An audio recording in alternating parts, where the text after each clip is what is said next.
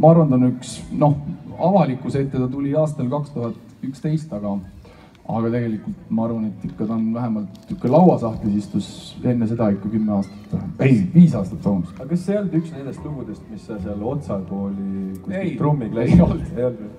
Aga mis lugu see trummiklassi? See oli, Otsakooli trummiklassis oli Kuula.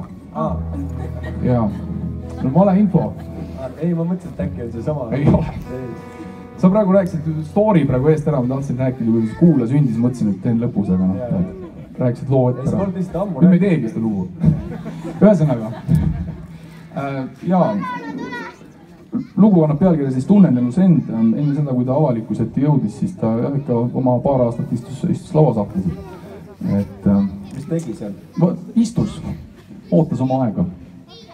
Vaat nii, on sul veel küsimusi? Ei, praegu ei ole. Tuli, istu. 5, sa istud juba, Igal juhul, Tunnen elus end teie ees.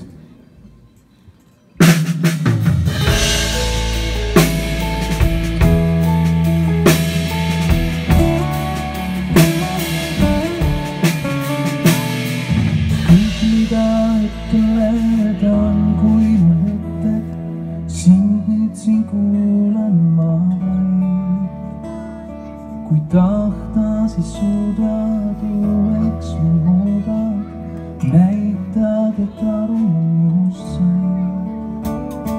On ees veel need hetked, meelised retked, neisse ma kaduda viid. Veel viivuks ma tunnen siin elus mind uueks alliid.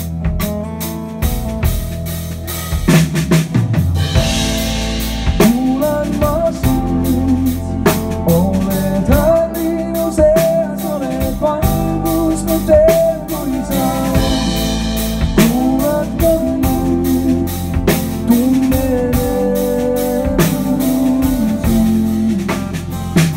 Su kõigile tegele võttis mu meele, kui esinid sina